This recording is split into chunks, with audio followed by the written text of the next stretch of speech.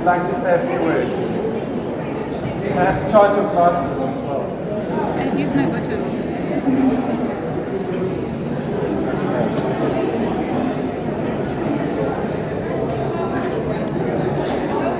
Thanks. If you wouldn't mind joining us out of the gallery as well.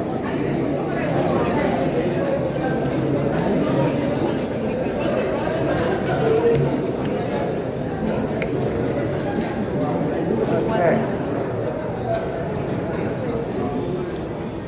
Right. So welcome everybody to this fabulous celebration of art and sculpture. It's so wonderful for us to welcome you here today and enjoy the art and sculpture with us. We have the opening of a group exhibition in the Art League Gallery called A Vivid Identity, as well as Anton Smit's Colossal exhibition, which I'm sure some of you have already seen in the Nelson Mandela Square. Quite extraordinary.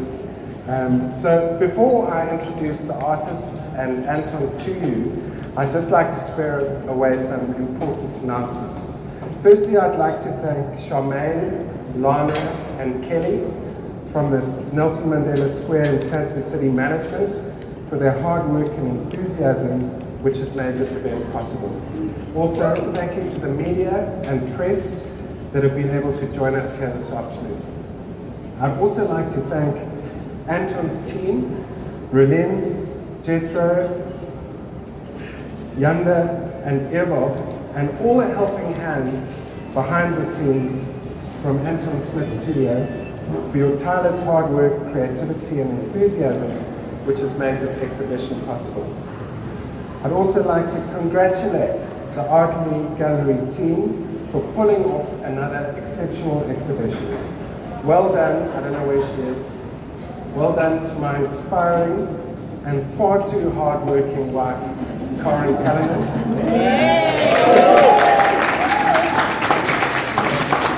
And her creative and innovative team of dedicated exceptionals, Amy, Debbie, Michelle, Karen, and Tabile. Well done, and thank you very much, guys. So, if you are an art lover and you enjoy the rugby, we don't want you to rush off too early this afternoon. So the Da Vinci Hotel and Suites has kindly opened the Maxim, which will be serving food and drinks and showing the rugby this afternoon on a first-come, first-served basis. So we thank you, the Da Vinci Hotel, for helping us with that. Finally, if you're booked for one of Anton's 2 walking tours this afternoon, please check your WhatsApp messages to confirm which tour you're booked on, or check in with Debbie at reception to confirm your spot.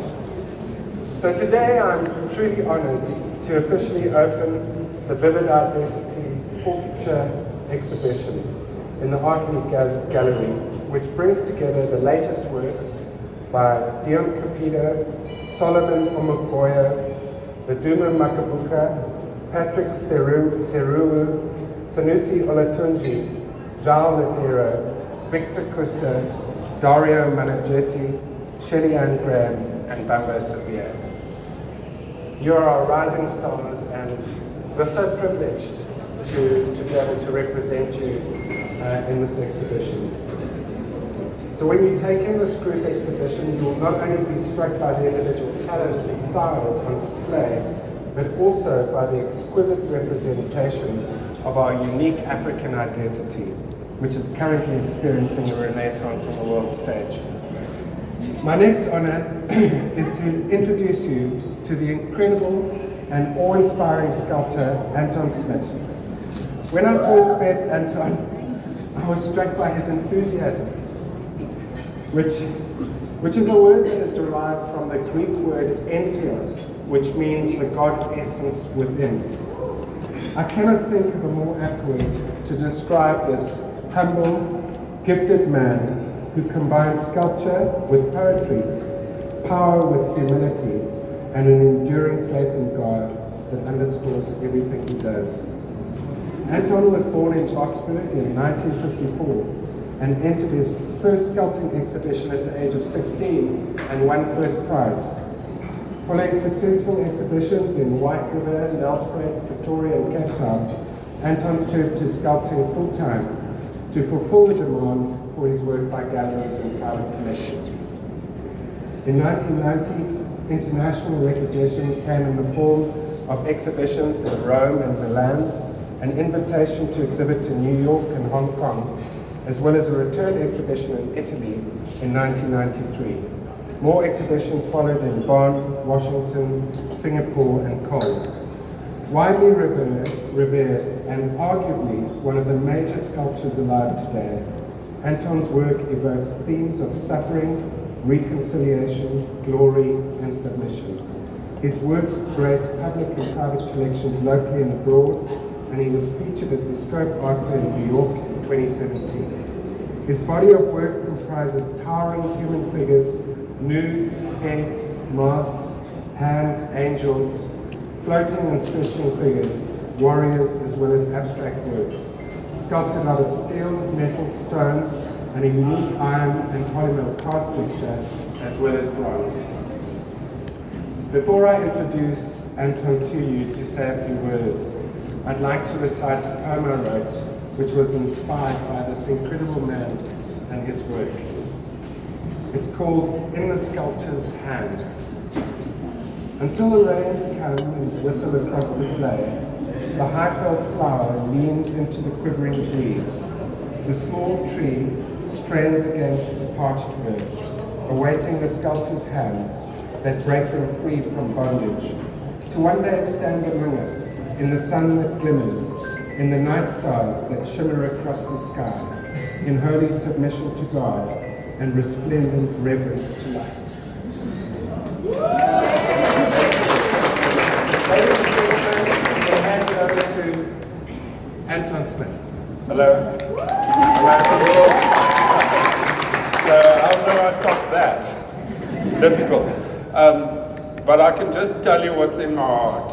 When I heard that I was going to exhibit at Sandton Square, I was like ecstatic. Because it, in fact, is my second exhibition here. In '92, we did the launch of the 5 Series BMW in the square, and it was a huge show with a big head of mine with a BMW parked on the head and others, etc. So, now coming back to this, I thought, what's an iconic piece that would be the centerpiece for an exhibition in the Nelson Mandela Square? And I thought about the piece Colossal Youth. And the train of thought comes from the idea that in the 1800s, people came here to the Witwatersrand and they found nothing. There was like just grass plains and things. And then they found the gold, the Igoli, and you know the rest of the story. But what fascinates me is that these people that dug the gold also planted the biggest man-made forest on the planet. I don't know if that's true. I've read that Johannesburg is the biggest man-made forest on earth. Wow, that's so cool. And so who is responsible for that? The people. The people are the people who planted the trees, who built the city, everything. So to me, it's just absolutely a marvel to see. So I tried to write a poem around the happenings that I just told you, and also about the big black man. How the gold striated landscape corrupted the life of man, making him slave to its infernal fire, transforming his identity from a child of the vast open spaces to this shackled existence. Miraculously, he emerged from the pit of Igoli, stronger than before, and now stands proud, but in submission to his heavenly Father, a symbol of the city of hope. And that's Colossal Youth out there that I made. And I just have to thank these absolutely incredible people, our tele people, Karen, Richard, thanks, and all the other ones. It's just like, I'm staggered, I'm staggering from the shock of seeing it all, of seeing you people here and of experiencing this wonderful experience. I said to Karen earlier, this is reminiscent of exhibitions of old, because nowadays exhibitions sometimes are a little bit flat. This one isn't. This is the wow exhibition. I mean, in terms of the preparation, the music, everything about it is just absolutely marvelous. Thank you people for coming, and I will be attending you now on a walkabout, right? Yes. In minutes. Yes. So those who are booked for the first walkabout, I hope you know who you are. You've received a WhatsApp. WhatsApp? Yes, and so the WhatsApp people who received the first WhatsApp, perhaps they could come here, Karen. That's a good idea. Yeah, right here, because you see me now, just now you won't see me again. Thank you, Anton. Pleasure, thank you. Losing her weight. That's it. Simple idea.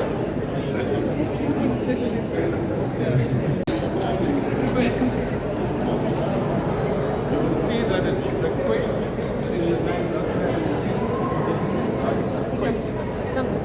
But it's Ziyaad, my son, my adopted son who's been with me for 50 years. This.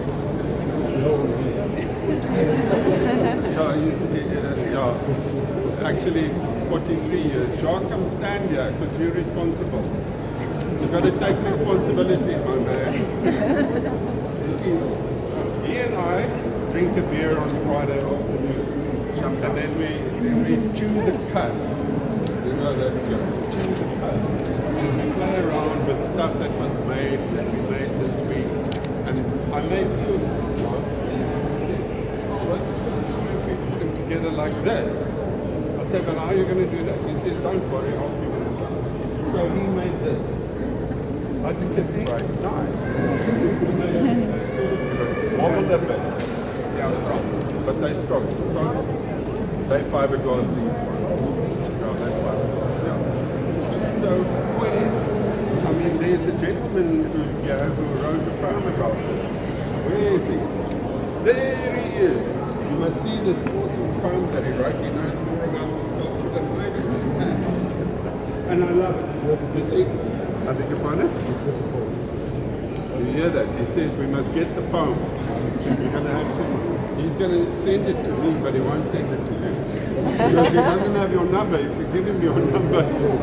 Okay, so we've had quite good response from this, especially from psychiatrists. You know, they'd say you've got to knock your head and you've got to have your head red and this kind of stuff. I'm very good at talking nonsense. I've got a degree in that. But nevertheless, it worked out fantastic. And we've made various sizes. Big ones, this is medium, larger one, and then a very small one also. So thank you very much, Charles. All honor to him. Thank you. Let's go to the next one. Fantastic. Guys, this one's called In Moment Series 3. It's from a girl, a very beautiful 17-year-old girl whose mother came to me and said, would you mind to make a sculpture of my daughter? So I said, sure, not at all. She's gorgeous. So she wears like a bikini, and she came to me many days ago. And I made, this is one of, we've got 3 now in the mold making process. I've got 7 different ones. 7 different ones that I'd like to exhibit as a group. Her name is Lee. And the one in the window, standing like that, is also her. I call it Faithful Lee. My wife hates that name. But it's a working title. So Lee sitting like this, it doesn't have anything to do with Buddha. I can assure you. This is just a girl sitting. She sat like that out of her own. You let her go, and you say, I'm not taking attention.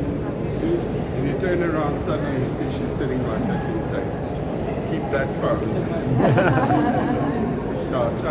So this is simple. say that. It's simply a sitting girl. That's it. And probably not everybody's cup of tea, but I can't help that. You know, everybody's got different tastes and stuff. Stream of consciousness. It is. Pablo Neruda wrote lots of poems about the stream of consciousness. The more of the spirit you are, the less of you there is. The more cracked you are, the more light gets in. So this is probably a guy who's like pretty much advanced spiritually. He doesn't care about temporal things anymore. He's just like pretty spirit. So effervescent cathedral is part of Neruda's poem called Salt.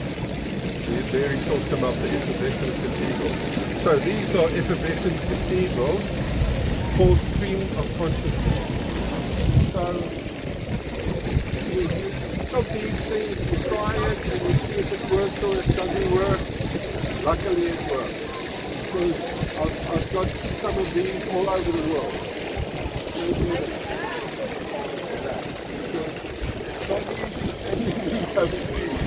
We just got this set this week, and I'm sorry for the guy who had to pack. Yeah, because it's quite strong. You see these bases, they weigh a ton. Yonder, where's Yonder? He's responsible for the bases. So, any questions about the stream of consciousness?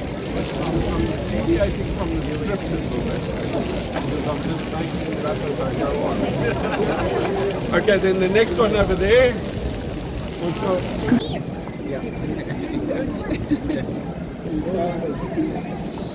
there's a sculpture that I made one of, and I called it Reflect. And then after casting a few, I thought it's pretty boring, Reflect. So I turned them into what the architect Don Bogertman says, skinnerbakkies. Everybody seems to know that word, skinnerbakkies. Whisperers. Skinnering. What's skinnering in English? Gossipers, the gossipers. So typical of ladies. So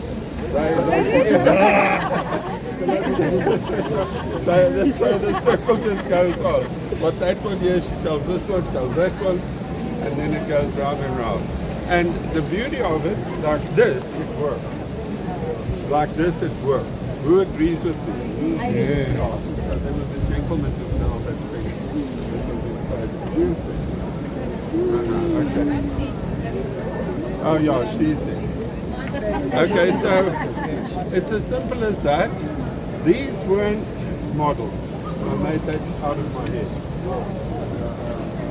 Very often I do that. Like those as well. I made it out of my head. What is this? Inspired like learning to love. Like this world and maybe I want to do something like that. But I'm important with mortal coil. Flesh. You're in the flesh. So you're trying these spirits, but it's not possible. Not in this life.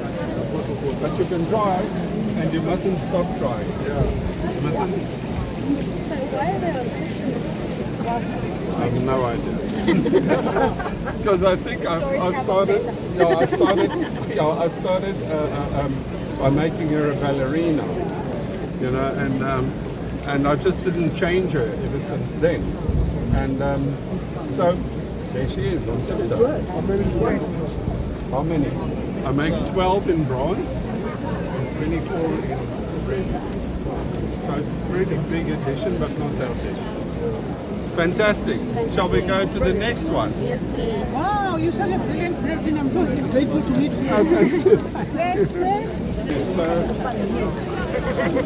So I have many torsos, and so I like the cutting idea, and then I cut them and then I put them back together, but not quite the right way around.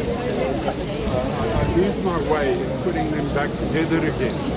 So then they have these cuts, and then it starts talking a different language with the cut. So this is Song of the Soul. Song of the Soul. And more than that, I can't really say. Unless you ask me a question. Another one. Any questions? What do you make the molds of? Most molds, almost all the molds are made from room temperature vulcanizing silicon rubber. It's called RTD rubber. Does anybody of you know this material? Not a single person. Wonderful. A broken woman. Not really. She's harmonious. Even though she's broken. So she wants to put her life together, but she's singing a song. She's like falling apart from just beauty. Pure beauty. Hence the Song of the Soul. Right? Next. Part of that series of the girls sitting in the cross necks. It's the same model. Part of it what I've said. And this is called In Moment. And I must admit I didn't really know what someone was.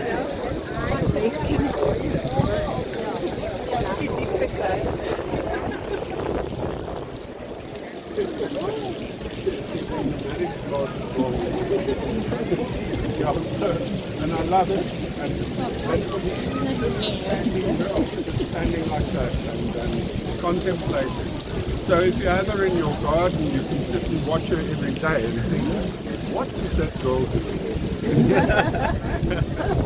Okay, next.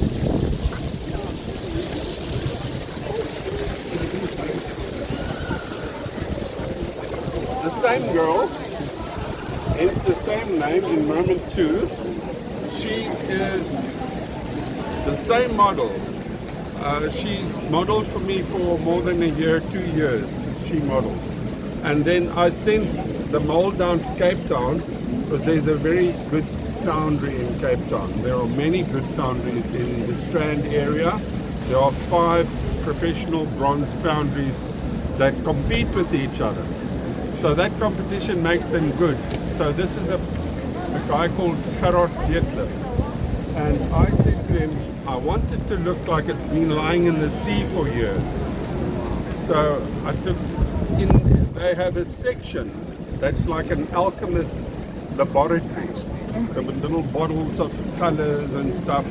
And I said, take this color and that color, and they burn it with a flame, with a little brush. Each one of these dots is like thousands of dots, is done by hand with a certain chemical. It's not a coloring. And then they put fire on it, then it changes into that color. So it's burned that way with what they call patina. And the person who does it is a patinator. I almost said it was patinator. And these patinators they make names for themselves. This is Jana Patina. Her name just happens to be Jana, a girl, and so everybody calls her Jana Patina. So you pay the foundry for casting it, and then you pay the patinator for putting the color on. That's how it works sometimes. Sometimes the foundry does their own patination, but not, yes? You answered my question with regards to this one, but my question was going to be, how did you choose your colors for The colors? Yes. You know, these are but a few of the colors that we have. So I choose colors randomly because you have to experiment, push the boundaries all the time. You see, so I don't play it safe and do safe colors. I try new colors and I pour paint over them and I throw a tin of paint onto it sometimes, like that guy over there. So these are a selection of colors that we did at the time, randomly actually. So it's not by pre-choice, pre-selection. And here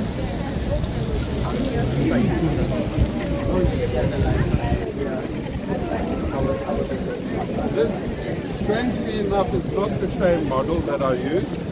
This is a Cape Town girl, although she's in moment one.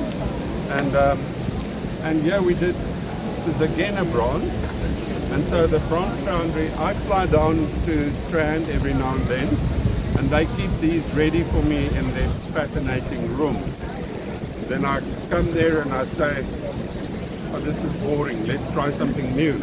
So then I help them, and we throw stuff and we mix bottles and carry on. You have to be careful because some of those chemicals are cyanide.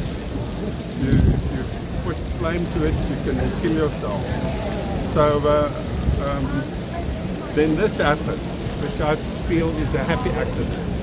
So the idea is that it's been standing around for a long time. That's it.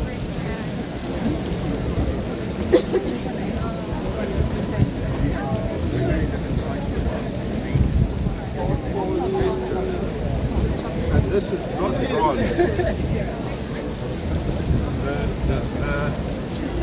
The difficulty, if you had to make this in bronze, you're going to have to cut this thing open, cast the inside, put these in. And trust me, nobody wants to do that much work. It's a hell of a job. So for this reason, steel reinforced fiberglass is absolutely fantastic stuff. Especially if you put a rusted finish on, then it lasts for 100 years. Because it will get fraught a little bit. And the fraught will just look like the way it is already. You see, so you can't like make it worse than it is. So this idea is like a multiplicity of ideas of being cut up and put together and stuff like that. Let me see if I can find this particular poem in your mind.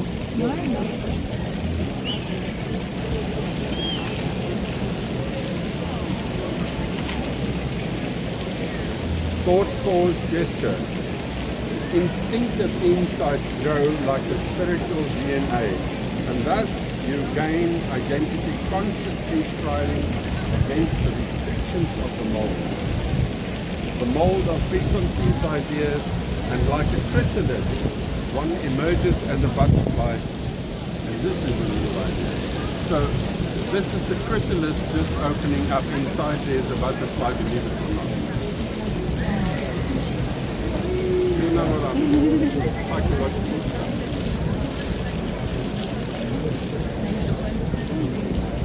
So, yeah, it's cutting off.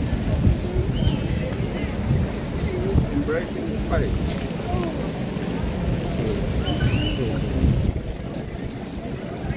My dreams are colored by the passage of the night. My passion is distorted by a shifting inner light. Steve is a poet. But I don't know that. Somebody wrote it here, but that's probably what this is. So why do I put studs in like this? Because it looks cool. How long will it take you?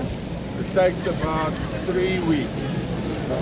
I don't do it myself. I've got a chap who specializes in putting in studs. That's all he does. So it takes him 3 weeks, but what he does, he takes press stick, and every stud he puts down with press stick first. And then after 2 weeks he calls me and he says, come have a look.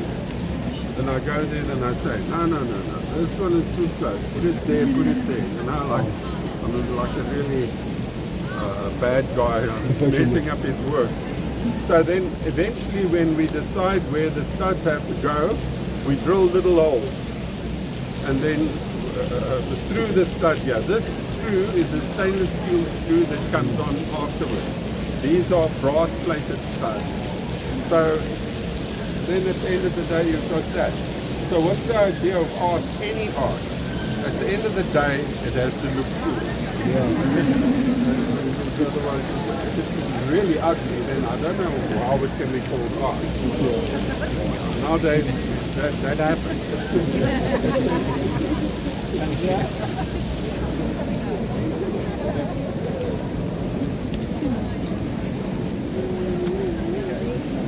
Fine. On the side. Oh, sorry. You know Pablo Neruda, the Chilean poet, is fantastic. He wrote, I I don't have a never. I don't have an always. In the sand, victory left its footprints. I am a poor man, ready to love others who are like me. Pablo Neruda. Beautiful. Soneto.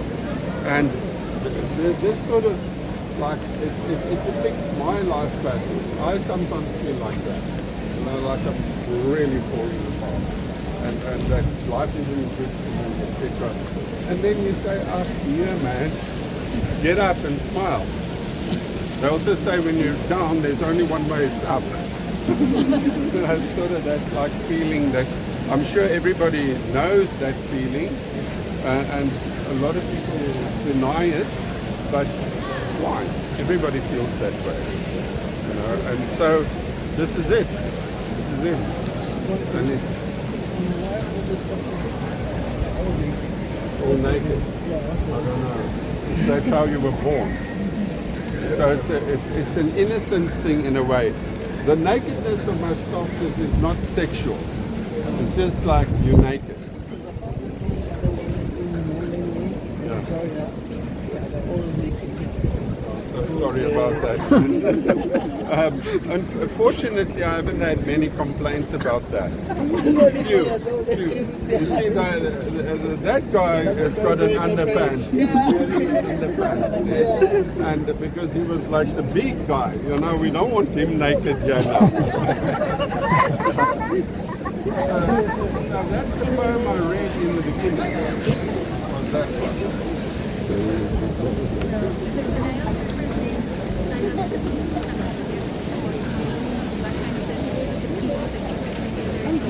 Yeah. And sort of the pain that you experience from hail.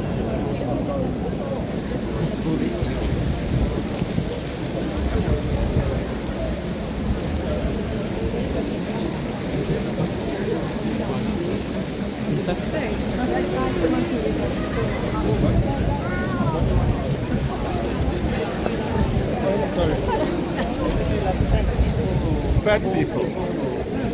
No, I do. From time to time. And you wanted to ask?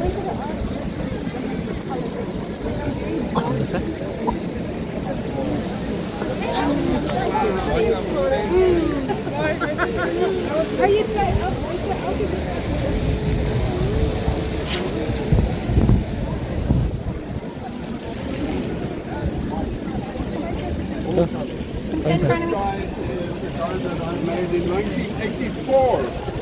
Oh wow. Cheryl, you were working for me just after that. And where's George? Doesn't matter, but I made him this big. And then I blew him up, I made him 3 meters, and then I made him 4 meters. Because he's supposed to be colossal, and when he's this big, he's not colossal enough. So now he's almost colossal. I want to make a 10-meter one. And I want to put it on the Joburg as a symbol of the miner getting out of the hole and growing strong. Oh, I love that. But he's only strong because he's in sublimation to God. That's the idea. He's tangled in the straight angled stone. He lays waste to the darkening chamber. This smear of granite, his face drenched in destiny, and the mouth smothered by the earth. He awakens from his slumber, emerging from the abyss into the sun. So it represents the Joburg gold miner to a degree. But I don't want to, you know, like give him a hat or something. He's just like a normal human being, being transformed by the idea of digging in the ground, but not for himself, for people who exploit him. See, so he comes out and he's stronger. Over there. Okay, yeah?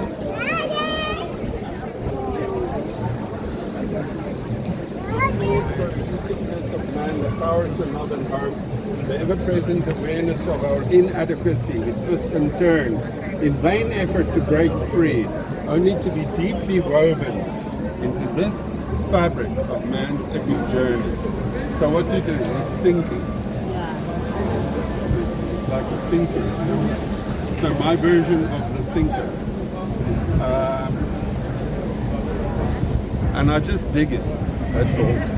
You know, sometimes, you know why I had the model. This guy is a Springbok underwater hockey player. He's like this, monster of a guy. So a friend of mine got him to come and pose for me.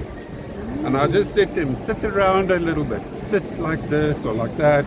And he sat like that. And I said, again, like the other one. That's it. Okay, stop right there. So I made him life size again. So he's so big. The small one, the life size one. Then this big and then that big. I somehow like big things.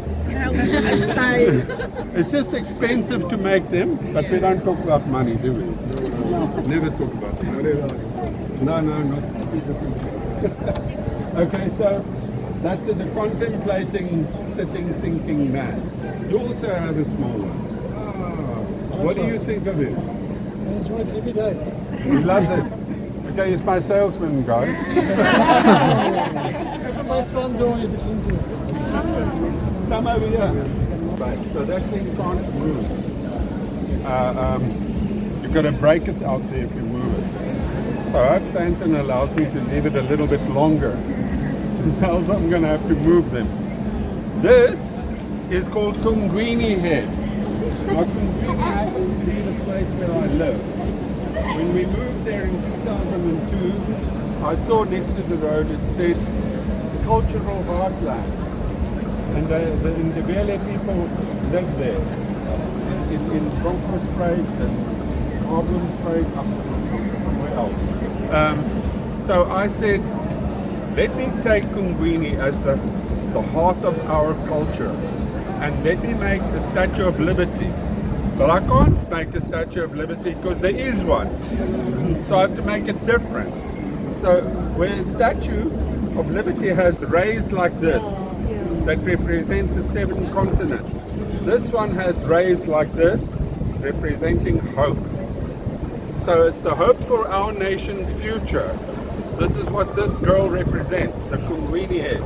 It means the misty place, and we live by the dam where there's mist almost every day. It's beautiful. It's a beautiful place to stay. So I just did it. I made it so big, 500 high. And then I made one for our entrance, 5 meters high, as big as the Joburg Tourism. And I couldn't bring that one, so I made one 2 meters, this one. So it depicts hope, our nation having hope, and it's not just one. I tried to mix features: European, Asian, African, Indian, everything. So whether I managed to get it right or not doesn't matter, because there it is. Okay? That's it. That's what I did. And it's still a symbol of our area, and we have a huge one standing at the entrance of our gate, of our place where we live, by the dam. Kungwini, hope, love for each other, getting together, and going into the future. Thank you. Thank you. Thank you. And over there. This I made is for kids for the reserve bank. The reserve bank in Pretoria, a big black glass building.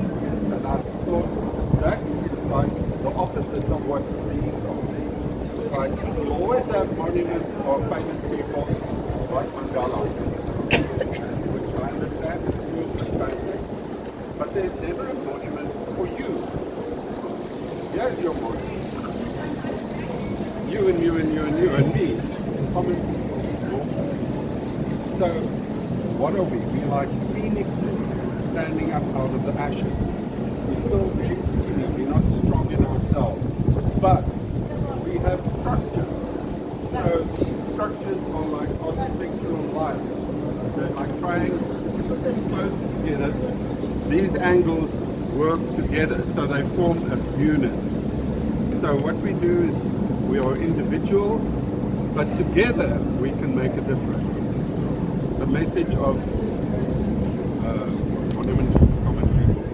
That's the message. Simple as that.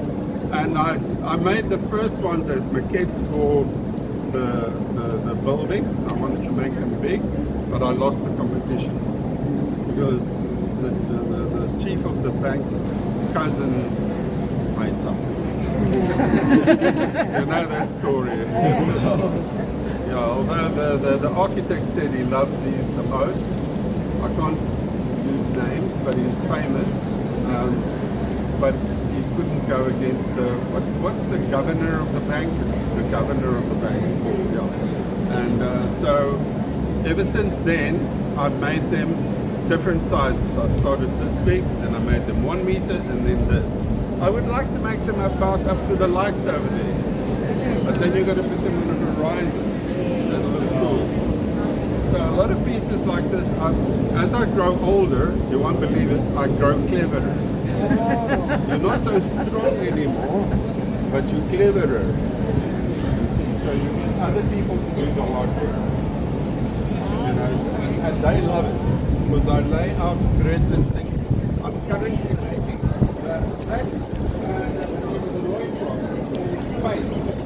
he's like my central figure of all, and I'm busy making him 14 meters tall, because I've got one that's 7 meters tall, and I'm chopping him up into slices and then making the slices bigger, but I'm doing it in Gordon's way. Come and have a look over there. Universe contains spastic immobilized stone, black blue, disturbed red, Gondwana contemplates, remembering forces, or what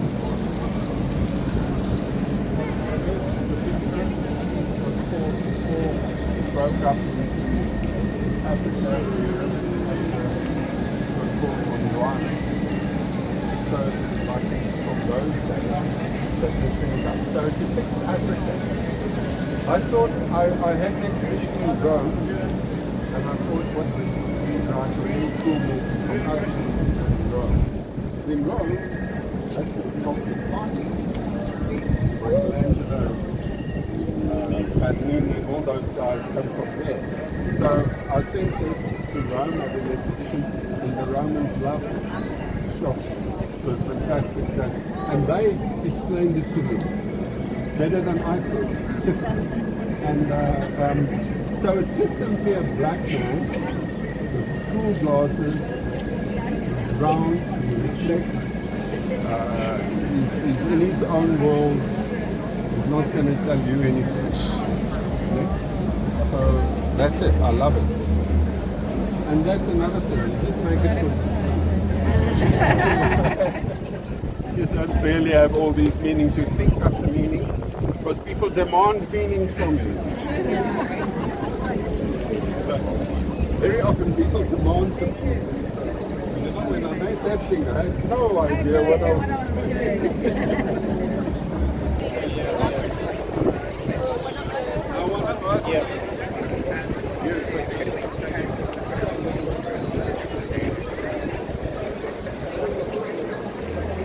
You know what that is? Excuse me? And we help each other. That is Zandla, Ziyaad, Zandla. Hands wash each other. Like hands washing each other, people help each other. And then they form a dynamic in helping each other. So always end up fancy, corny, pseudo political ideas. You know, like people helping each other. But that's it. And another thing, Friday afternoon having a beer, then we sit down and we had lots of these hands to play with. And I always do that, I make lots of these hands because you only have one mold of one hand. And then you cast, silicon rubber, and cast the towels in the mold. So after casting them, we put them down and we start playing. Oh, that looks cool, let's do that one. On the table, and then Jacques was saying, you put this together. Because if I had to put them together, they would be cockeyed. I'm being patient. That's it. Hands wash each other, people help each other. Simple. This is still a small one. The one that I'm making at the moment, his foot is 2 meters. So, but you can carry down. This one is short. I thought to myself, what's the most incredible thing that I can experience and that I can share with you? Faith. Faith.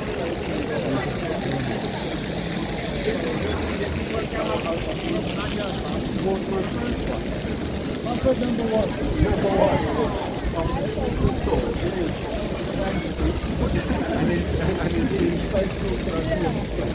So that's it. It's faith.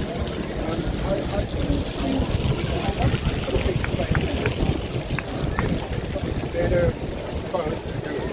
So my driver at the time was a very handsome young man. I said to him, you're not driving, you're in my studio, get yourself a coat, just stand in your underpants. He thought, wow, this is the easiest job he's ever had. Yeah. So he stood there for weeks on end, and I made him live. The first one I made live. On display. Gabriel. What? Gabriel! That same driver delivered it to you. The guy who posed is also the delivery guy. So he took it to kids at the time. After a while, Gabriel thought he was the boss. You see, so this didn't work too well. They didn't tell him that it's not a democracy, but a kingdom where we live, where we work, etc. Because we've got lots of people, and I have to inspire everybody and keep them inspired. Else, it just won't work. And the people drive and they laugh and they just see dust flying all over the show. The way our people work, because sculpture is the typical example of the saying that Henry Ford or somebody said, inspiration is 1%, what art is 1% inspiration, 99% perspiration. So to make these things is like 99% perspiration, because I make the first one, then you have a mold. Then you have to make all the rest out of the mold. Younger over there, was in charge of the installation. Thanks, Yonder. It's really cool, really cool. Okay, so any more questions? There?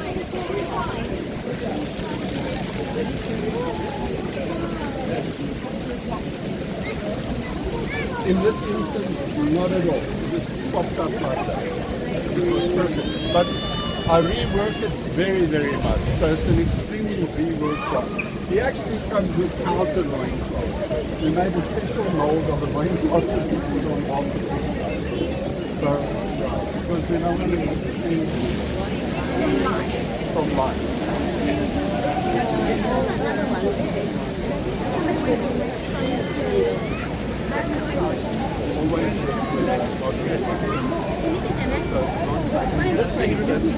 I made a polystyrene foil, and then I covered it with lino softer. So all I want is the shape. And then often I can take a rubber mold. Always a rubber mold. Okay, fantastic. Okay, that's it. There's another. Oh, that's one, the upside down guy. Well, it's already been rubbed a bit, I see. Are you yonder? Where's yonder? It looks like those baboons that have colored bumps. So this guy's called Echo.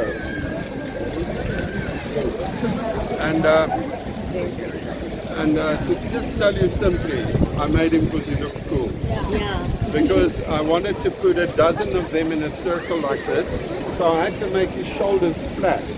So if you pick this one up and you put him down, it just stays like that. Oh. So we had to fasten him because of the public space. But if I had 10 of them, I would make a big circle, and then you can walk around. And also this one sits on its bum and it can stand on its toe. So you can spin around any which way you want. You just have to change the shoulders when it stands up because you think this guy's got a flat back. Yeah, so you gotta, then what we do is we make him sitting, we change the back. And when two of them sit together, they really look cool. So that's it. So if you want to think up any fancy reason why I made it feel free, I don't have one. I just made it because it looked cool. I made him so small first, and then I blew it up like that. Hello, darling. Okay, that's it. More questions? Thank you. I'll see you later.